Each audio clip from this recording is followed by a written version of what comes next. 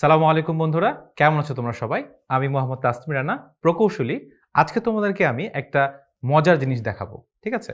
So তোমরা জানো যে তরঙ্গ আমাদের বিজ্ঞানের ভাষায় অনেক গুরুত্বপূর্ণ একটা জিনিস। আমরা আজকে তরঙ্গ সম্পর্কে জানবো। তরঙ্গ মূলত ২ ভাগে ভাগ করা যায়। একটা হচ্ছে অনুপ্রস্থ তরঙ্গ, একটা হচ্ছে অনুদৈর্ঘ্য তরঙ্গ। এখানে দেখো মজার একটা ইন্সট্রুমেন্ট আছে। এটার মাধ্যমে আমি তোমাদেরকে এই যে শব্দের ২ টা ভাগ রয়েছে, অনুপ্রস্থ এবং অনুদৈর্ঘ্য, এই ২টার প্রকারভেদ প্র্যাকটিক্যালি দেখাতে পারবো আরকি।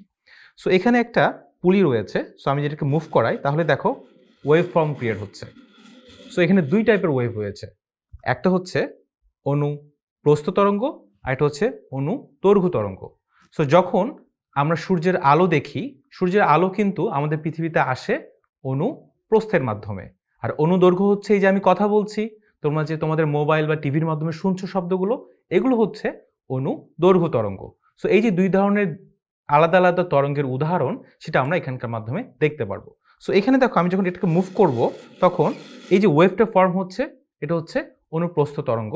কারণ এটা হচ্ছে ওয়েভ যেদিকে যাচ্ছে, কণাগুলো যেদিকে যাচ্ছে, শক্তিটা তার 90 ডিগ্রি বরাবর যাচ্ছে আরকি। কিন্তু আমি যখন কথা বলছি, তোমরা যে শুনছো, এটা কিন্তু এইভাবে যাচ্ছে না। এটা যাচ্ছে অনুপ্রস্থ তরঙ্গর মাধ্যমে। আমি যে কথা বলছি এটা তোমরা কিভাবে শুনছো সেটা হচ্ছে এটার মাধ্যমে দেখতে পারবো। এখানে দেখো একটা প্রোফাইল করা আছে। ১ টা, ২ টা, ৩ টা। সো আমি যখন মুভ করাবো দেখো একটা প্রোফাইল ছোট হবে, আরেকটা প্রোফাইল বড় হবে। এরকম একটা ফ্রিকোয়েন্সি ক্রিয়েট হবে। সো আমি যখন ঘোরাচ্ছি দেখো। সো যখন আমি কথা বলছি, ভোকাল কর্ডের মাধ্যমে একটা ভাইব্রেশন হচ্ছে, একটা কম্পন হচ্ছে এবং এই কম্পনটা বায়ু মাধ্যমকে আঘাত করছে।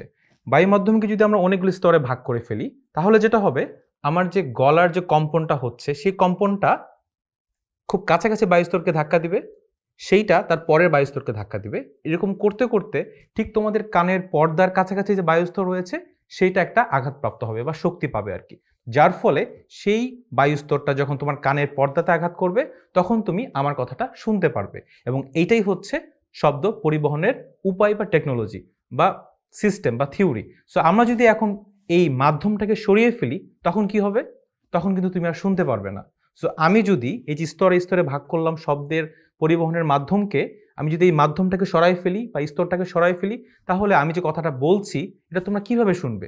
অ্যাকচুয়ালি তোমরা শুনতে পারবে না। যার কারণে মহাশূন্যে যখন অ্যাস্ট্রোনটরা যায়, তারা কিন্তু একজনের কথা আরেকজন শুনতে পারে না। কারণটা কি? মহাশূন্যে কোনো বায়ু থাকে না বা কোনো মাধ্যম থাকে না। সো আজকে আমরা যেটা করব, আমরা তো মহাশূন্যে যেতে পারবো না। আমরা এই মহাশূন্যের একটা পরিবেশ ক্রিয়েট করব। একটা জায়গা, ছোট্ট একটা জায়গাকে বায়ুশূন্য করার মাধ্যমে। তো এই এক্সপেরিমেন্টকে আমরা বলবো হচ্ছে বেল জার এক্সপেরিমেন্ট। ঠিক আছে?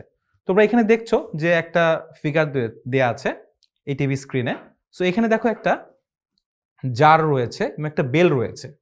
সো আমি যে এক্সপেরিমেন্টটা করছি এটার নাম হচ্ছে বেল জার এক্সপেরিমেন্ট। সো নামটা দেখে তোমরা বুঝতে পারবে যে এটাকে কেন বেল জার এক্সপেরিমেন্ট বলা হচ্ছে। যখন আমরা বেলের কথা বলছি, তখন একটা বেল থাকবে, কলিং বেল, যেটা শব্দ ক্রিয়েট করবে, আর একটা জার থাকবে। এই জারের ভিতরের বাতাসটাকে আমরা বের করে আনবো। বের করার ফলে দেখব যে ওই কলিং বেলটার শব্দ আমাদের কান পর্যন্ত আসছে কি না। সো এটা হচ্ছে আমাদের এক্সপেরিমেন্টের সেট আপ। সো এখানে খেয়াল করে দেখবে যে এখানে একটা কলিং বেল রয়েছে, এই যে কলিং বেল, এখানে ইলেকট্রিক্যাল ওয়্যারিং আছে, লাল এবং কালো ওয়্যার। সো এখানে যখন আমরা ইলেকট্রিসিটি দিব, তখন কিন্তু এই বেলটা বাজবে। সো এখানে একটা স্ট্যান্ডের উপরে আমরা হচ্ছে জারটাকে রাখবো এবং এই স্ট্যান্ডের উপরে একটা মেকানিজম দেওয়া আছে, যেটার মাধ্যমে আমরা এই জারের বাতাসটাকে বের করে আনতে পারবো ভ্যাকুয়াম পাম্পের ভিতরে মাধ্যমে আর কি। তো দেখো যখন আমরা ভ্যাকুয়াম পাম্পের মাধ্যমে পাম্প করব, তখন এই পাম্পটা করবে কি, এই ভিতরে বাতাসটাকে বের করে আনবে। সো যখন আমি কারেন্টের লাইনটা দিব, তখন বেলটা বাজতে থাকবে। তখন আমরা ভ্যাকুয়াম করিনি বা বাতাস বের করে আনি নাই। সো যখন আমরা বাতাসটা বের করে আনবো, প্রথম দিকে আমরা শব্দটা শুনতে পাবো। তো যখন আমরা বাতাসটা বের করে আনবো, তখন কিন্তু আমরা আর শুনতে পারবো না। কারণ কি বন্ধুরা? ওই যে প্রথমে তোমাদেরকে বললাম যে শব্দ পরিবহনের জন্য মাধ্যম প্রয়োজন। এই মাধ্যমটা আমি সরিয়ে নিয়েছি এই জায়গাতে, যার কারণে আমরা শুনতে পারছি না। সো এটা তো ফিগার। আমরা এখন প্র্যাকটিক্যালি দেখবো যে এই জিনিসটা কিভাবে কাজ করে। ঠিক আছে? সো আমরা এই সেটআপে চলে আসি। এই সেটআপে ঠিক এইটার মতোই ফুল সার্কিটটা দেওয়া আছে। সো এটা হচ্ছে কন্ট্রোল বক্স।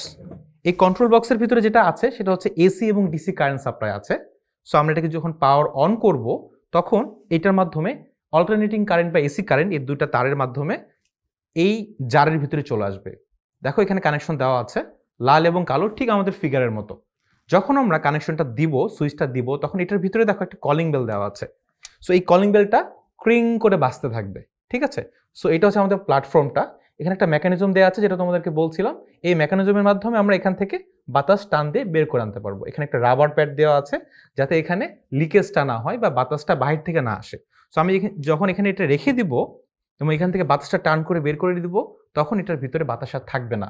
তখন এই যে কলিং বেলটা আমি পাওয়ার আপ করলাম, ক্রিং করে শব্দ করছিল, এটা কিন্তু আমি আর কান দিয়ে শুনতে পারবো না। সো নর্মালি আমরা যেটা করি, এক ধরনের হ্যান্ড পাম্প ব্যবহার করি। এটা একটা হ্যান্ড পাম্প। এটা যদি আমি হচ্ছে এরকম পাম্প করতে থাকি, সো দেখো এখানে মিটারে দেখা যাবে ভ্যাকুয়াম হয়ে গেছে। ভ্যাকুয়াম বলতে আমরা বোঝাচ্ছি যে 0 অ্যাটমসফিয়ারিক প্রেশার, ঠিক আছে? সো যেহেতু হচ্ছে আমরা তোমাদেরকে ভিডিওর মাধ্যমে দেখাচ্ছি, এইটাতে পাম্প করতে অনেক সময় লাগে, আধা ঘন্টার উপরে সময় লাগবে। সো আমরা যেটা করব, আমরা হচ্ছে প্রফেশনালি আমাদের ল্যাবরেটরিতে যে পাম্পগুলো ইউজ করি, ভ্যাকুয়াম পাম্প, সেটা ব্যবহার করব। এখন বন্ধুরা, পাম্প কি জিনিস? পাম্প দুই প্রকার হয়, একটা হচ্ছে পজিটিভ পাম্প, এটা হচ্ছে নেগেটিভ পাম্প।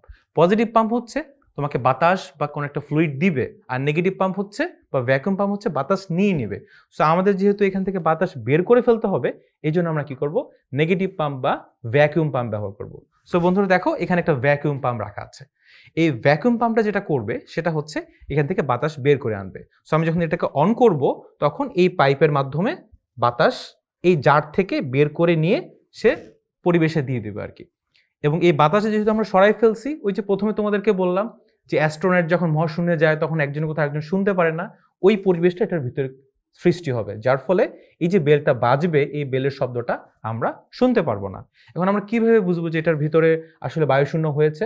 সেটা বোঝার উপায় হচ্ছে, এখানে একটা মিটার রয়েছে, সেই মিটারের মাধ্যমে আমরা বুঝতে পারবো যে এটার ভিতরে অ্যাকচুয়ালি বায়ুর চাপ বা বাতাসের প্রেশার কতটুকু আছে। যখন এখানকার বাতাসের প্রেশার শূন্য হয়ে যাবে, তার মানে এখানে কোনো বাতাস নেই। সো তখন আমরা বলতে পারবো এটা একটা বায়ুশূন্য মাধ্যম। সো এখন বন্ধুরা আমি যেটা করব সেটা হচ্ছে এই এক্সপেরিমেন্টটা শুরু করব। আবার বলছি, আমাদের কন্ট্রোল বক্স আছে, আমরা সুইচ অন করব, এই বেলটা বাজতে থাকবে, আমি ভ্যাকুয়াম পাম্পটা অন করব। ভ্যাকুয়াম পাম্পটা যেটা করবে, এই জার থেকে বাতাসটা বের করে আনবে এবং প্রথম দিকে তোমরা কিন্তু শব্দটা শুনতে পারবে, তো যখন আমি ভ্যাকুয়াম করে ফেলবো তখন তোমরা শব্দটা শুনতে পারবে না। সো বন্ধুরা, আমরা এক্সপেরিমেন্টটা শুরু করি এখন। সো আমি সুইচিং করছি, আমাদের ভ্যাকুয়াম পাম্প কিন্তু অন হয়ে গেছে। সো তোমরা এখানে দেখো, এখানে দেখবে যে এখানে হচ্ছে আমাদের এই যে প্রেশারটা রাইজ হচ্ছে, রাইজ হচ্ছে, রাইজ হচ্ছে। আমরা হয়তো সম্পূর্ণ জিরো করতে পারবো না, কারণ এখানে কিছু লিকেজ থেকেই যায়, 100% আমরা জিরোতে আনতে পারবো না, বাট আমরা কাছাকাছি আনতে পারবো। সো যখন এই যে কাছাকাছি চলে এসেছে, এখন আমরা যেটা করব, এই যে শব্দ কিন্তু আমরা এখন কমে যাচ্ছে শব্দটা।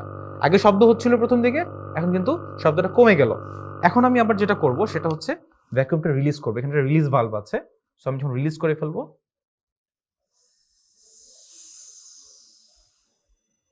শব্দ কিন্তু ছিল না, এখন কিন্তু শব্দ হচ্ছে আবার। সো আমরা এইটার মাধ্যমে প্রমাণ করতে পারি যে এই যে শব্দটা আমরা শুনতে পাচ্ছি এখন, যখন ভ্যাকুয়াম করেছি তখন শুনতে পারি নাই, তার মানে কি, শব্দ একটা মাধ্যম, যে মাধ্যমটা না হলে কিন্তু আমরা শুনতে পারি না। এবং এই যে তরঙ্গ, শব্দ তরঙ্গ, এটা পরিবহনের জন্য অবশ্যই মাধ্যম প্রয়োজন। সো বন্ধুরা, আশা করি তোমরা কোনো না কোনোভাবে এক্সপেরিমেন্টটা বাসায় করতে পারবে। তোমরা চাইলে ছোট মোবাইল গ্লাস দিয়ে যদি ওটাকে কোনোভাবে ভ্যাকুয়াম করতে পারো, সেটার মাধ্যমে এক্সপেরিমেন্ট করতে পারো, অথবা আরও কিছু কিছু ওয়ে আছে যেটা তোমরা এই থিওরিটাকে কাজে লাগিয়ে ব্যবহার করতে পারবে। সো ধন্যবাদ বন্ধুরা, আজকে আমরা যেটা শিখলাম সেটা হচ্ছে শব্দ পরিবহনের জন্য মাধ্যম প্রয়োজন। ধন্যবাদ।